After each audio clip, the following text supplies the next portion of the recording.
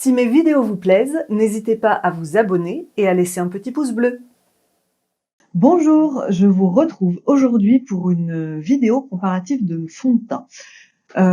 Les vidéos make-up, c'est pas du tout ce que je fais habituellement, étant donné que je n'utilise pas beaucoup de maquillage. Mais là, je trouvais ça intéressant de vous faire une petite comparaison entre les deux fonds de teint que j'ai en ce moment, puisque moi, c'est le genre de vidéo qui parfois peuvent m'aider à choisir des produits. Donc, je vais vous parler aujourd'hui du fond de teint Madara Skin Equal et du fond de teint de la marque Gressa, le fond de teint minimaliste. Alors, je porte très peu de fond de teint et j'en porte pas tous les jours. Voilà, je l'applique à la main. Et ce que je vais surtout rechercher quand je mets du fond de teint, c'est égaliser le teint, avec une légère couvrance, mais pas une couvrance totale. Et en fait, je veux quelque chose qui fasse le plus naturel possible. Voilà, en gros, le fond de teint parfait, quoi. Voilà, ce qu'on veut toutes.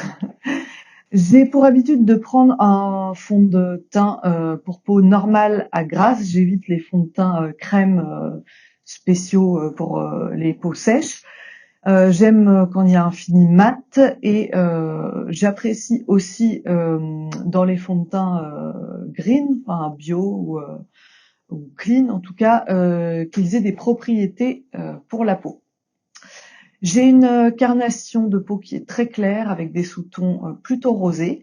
J'ai souvent du mal à trouver des teintes pour ma peau parce que les teintes rosées ne sont pas proposées par toutes les marques. Il y a beaucoup de teintes qui vont être chaudes avec des sous-tons neutres ou un petit peu jaunes, et les teintes rosées, il y en a moins. Donc, je vais vous parler déjà des teintes et des textures de ces deux fonds de teint.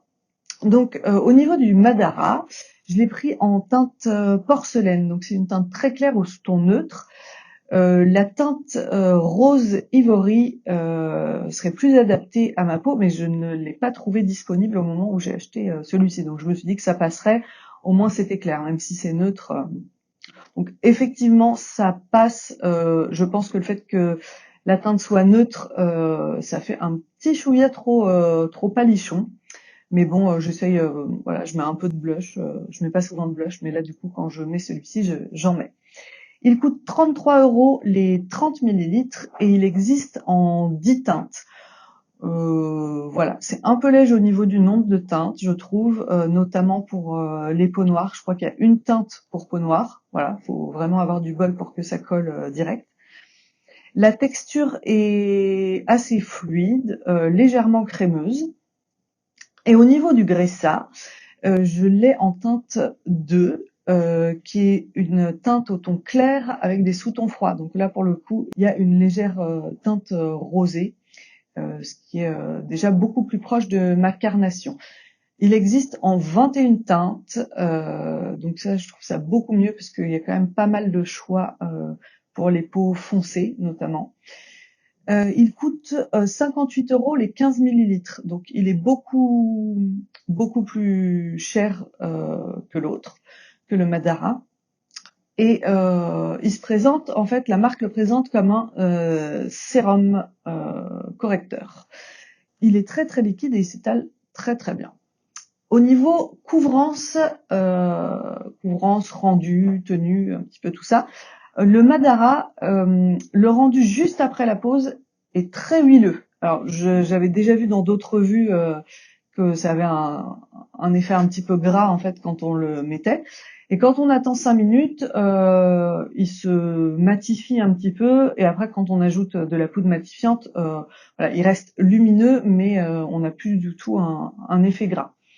Il a une couvrance, je dirais, qui est faible à moyenne. Peut-être qu'avec plus de couches, on aurait plus de couvrance, probablement. Mais vu qu'il n'est pas très très mat, j'évite d'empiler les couches de fond de teint parce que j'ai peur déjà de ressembler à une poêle à frire. Et puis que du coup, ça se voit un petit peu trop, les couches de fond de teint. Il tient très très bien. Il file pas du tout dans les plis dans la journée, ni au coin des yeux, ni... bon, j'ai pas trop d'autres plis, mais... on voit bien qu'il ne migre pas ou il se coince pas dans les pores de la peau. Donc la tenue est très très bonne. Pour le Gressa, le rendu il est mat et poudré un petit peu dès le moment de l'application. Il n'y a vraiment pas besoin de beaucoup de fond de teint. Juste vous en prélevez quelques gouttes, ça suffit. La couvrance, je dirais qu'elle est moyenne à haute, parce qu'à mon avis, si on met plusieurs couches, on peut avoir plutôt une très bonne couvrance. Il unifie très bien le visage, je trouve. La peau est vraiment lissée. Et il tient plutôt bien. Après, je trouve qu'il bouge quand même dans la journée plus que le Madara. Il va avoir tendance à glisser, surtout avec le port du masque et tout ça.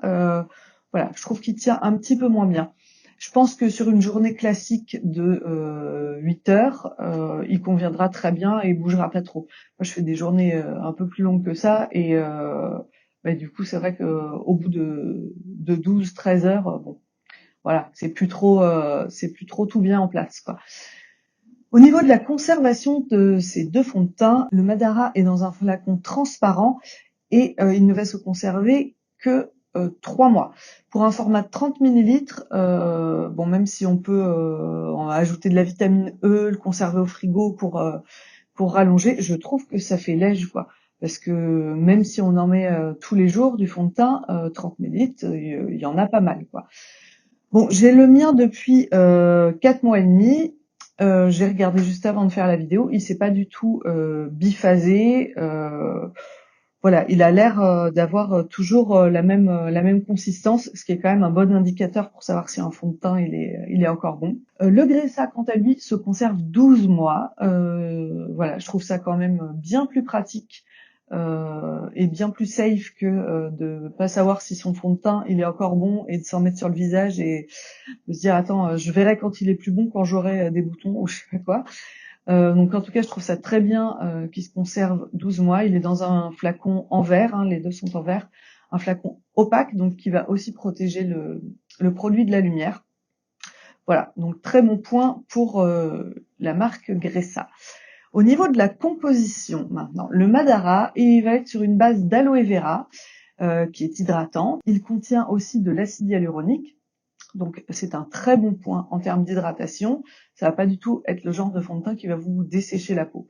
On retrouve du zinc qui va lutter contre les imperfections et apporter une petite protection solaire. Je crois que ils disent que c'est un SPF 15, donc autant dire quasiment rien, quoi. Ça vous empêche pas de mettre une crème solaire. On retrouve une huile végétale, l'huile de sonderie qui va être protectrice et des extraits végétaux comme l'extrait de pivoine qui va être unifiant et des extraits de myrtille par exemple qui vont être antioxydants. Il y a également des cires végétales comme celle du fruit du toxicodendron.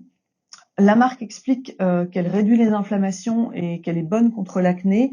Bon, moi dans mes recherches, j'ai pas trouvé mention de ces qualités-là. En tout cas, voilà, le fait est qu'il ne m'a pas du tout fait de boutons ou de points noirs à l'usage. Le Gressa, quant à lui, va avoir une base huileuse avec l'huile de brocoli comme premier ingrédient. C'est une huile qui va avoir un effet lissant qui va être comparable au silicone, tout en étant très peu comédogène et occlusive. Donc ça, c'est vraiment génial parce que je pense que c'est ça qui donne l'effet que je trouve très agréable parce qu'il est très lissant à l'application. Et par contre, on n'a pas le côté néfaste des silicones, tant pour l'environnement que pour le fait qu'ils bouchent les pores de la peau et font des boutons. Il contient beaucoup d'extraits de plantes, comme de l'argousier qui va être calmant et cicatrisant, de la prêle qui va être raffermissante et qui lutte contre l'acné, ou encore de l'extrait de Nîmes qui est assainissant. Donc le bilan, mon bilan sur ces deux fonds de teint, ma préférence est mitigée. Je préfère le rendu immédiat du Gressa parce que à l'application il fait vraiment le teint nickel, mat, tout bien, tout lisse. Mais je préfère la tenue du Madara. Il faudrait que je le teste dans ma teinte, hein, dans ma carnation de peau. Je pense que ce serait pas mal. Je préfère l'aspect soin en fait de la composition du Gressa, mais par contre je préfère la texture du Madara. Bon, c'est un avis, c'est extrêmement personnel, ça dépend de vos attentes, de vos préférences en matière de fond de teint. Ce que je peux vous dire, c'est que ces deux fonds de teint sont de qualité, les compositions sont travaillées, elles sont clean, ils vont pas vous faire de boutons, ils ne vont pas vous dessécher le visage et a priori ne pas vous faire de réaction allergique vu les compositions. Je pense que c'est des fonds de teint qui peuvent être plutôt bien tolérés même par les peaux sensibles. Pour les peaux sèches, je pense que celui-ci sera peut-être pas suffisamment nutritif. Voilà, à voir si certaines d'entre vous ont la peau sèche et l'ont testé. Je veux bien l'avis. Voilà pour cette vidéo comparative de fond de teint. Je vous dis à la semaine prochaine et en attendant, prenez soin de vous.